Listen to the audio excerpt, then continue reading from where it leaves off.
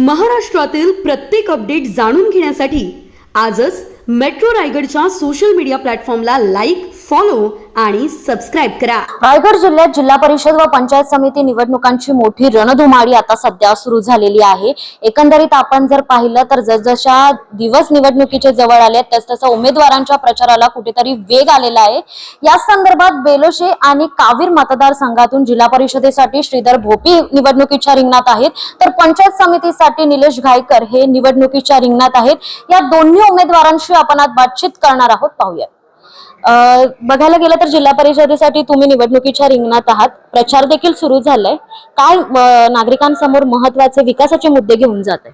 नमस्कार। प्रथम आज सांगायचं म्हणजे या रायगड जिल्हा परिषदेमध्ये या कावीर मतदारसंघाच्या विभागामध्ये अनेक पाण्याचे प्रश्न असतील, लोकांच्या बेरोजगारीचे प्रश्न असतील, इथे मोठे मोठे प्रकल्प आहेत, या प्रकल्पग्रस्तांचे प्रश्न असतील, भूमिहीनाचे प्रकल्पांचे विषय असतील, या सर्वांना विषयाला तोड देताना हे आपण कसं प्रशासनापर्यंत पोहोचवण्याचा प्रयत्न करायचा, यासाठी आम्ही भारतीय जनता पार्टी आणि राष्ट्रवादीची जी युती झाली, या युतीच्या माध्यमातून आम्ही लोकांपर्यंत जाण्याचा प्रयत्न करत आहोत। आम्ही कोणाला विरोधावर बोलण्यापेक्षा विकासावर बोलावं हे सर्वात महत्वाचं प्राधान्य आहे। विकास जनतेच्या पर्यंत कसा पोहोचवला जाईल, गावोगावी कसं, जे काय म्हणतात गाव हागणदारी मुक्त व्हायला पाहिजे, पण खरोखर हागणमुक्ती झालीत का हे पाहायला हवं। ज्या ज्या घरकुल योजना असतील, अनेक योजना असतील, संजय निराधार योजना असतील, प्रत्येक योजनेतून लोकांपर्यंत सहभाग कसा होईल याच्याकडे लक्ष द्यायला पाहिजे।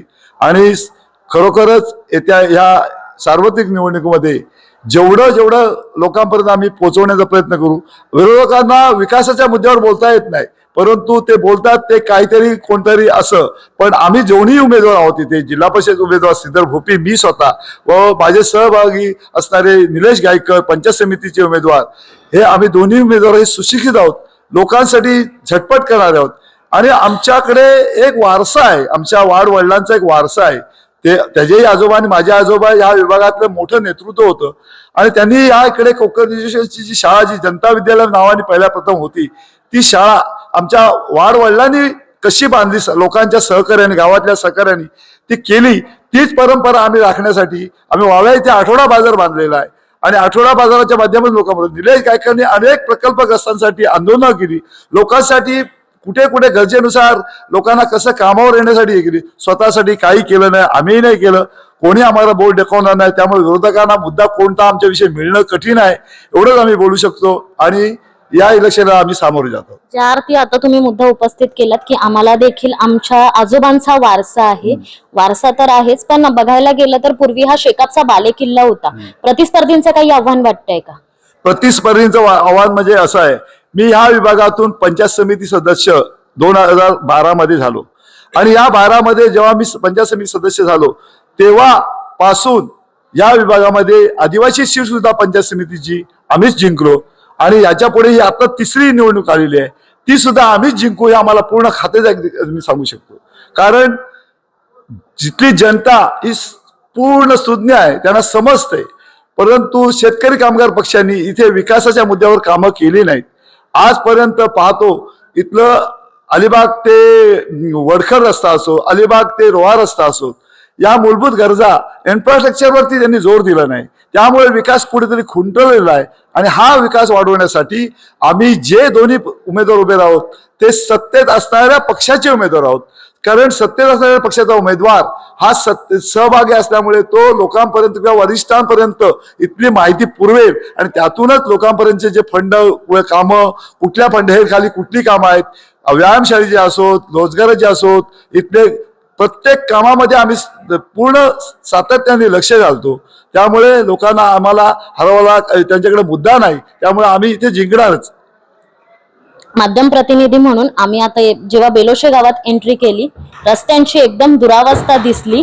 जर मतदार राजांनी जर संधी दिली तर महत्वाचं विकासाचं विजन रस्ते किंवा स्ट्रीट लाईट वगैरे असतील का तुमचं? नक्कीच, तुम्ही म्हणतात ते बरोबर आहे, कारण रस्ते आणि जे मूलभूत गरजा लोकांच्या आहेत ते खरोखर पाहिजेच। कारण प्रत्येक इथे आदिवासी लोकसंख्या जास्त आहे बेलुशी विभागामध्ये, इथला गोरगरीब नागरिक हा हॉस्पिटलला जाण्यासाठी त्यांना रस्ता पाहिजे.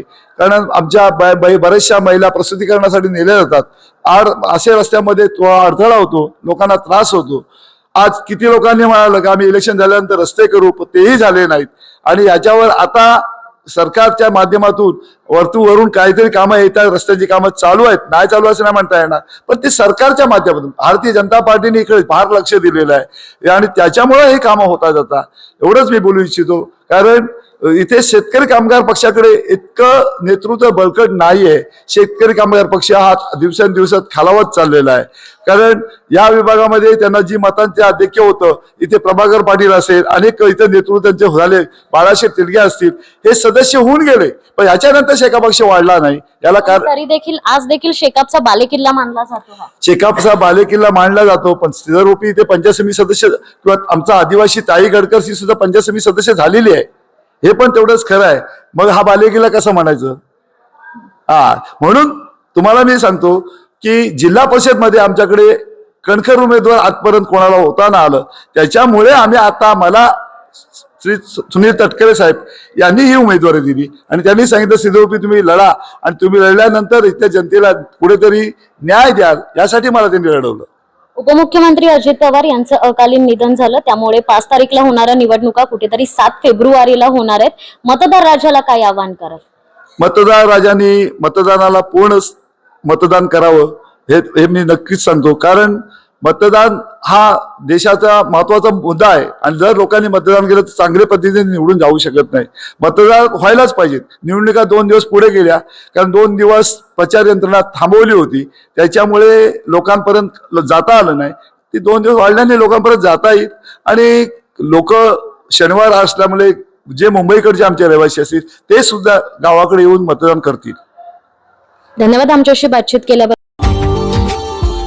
Subscribe now and press the bell icon. Never miss an update.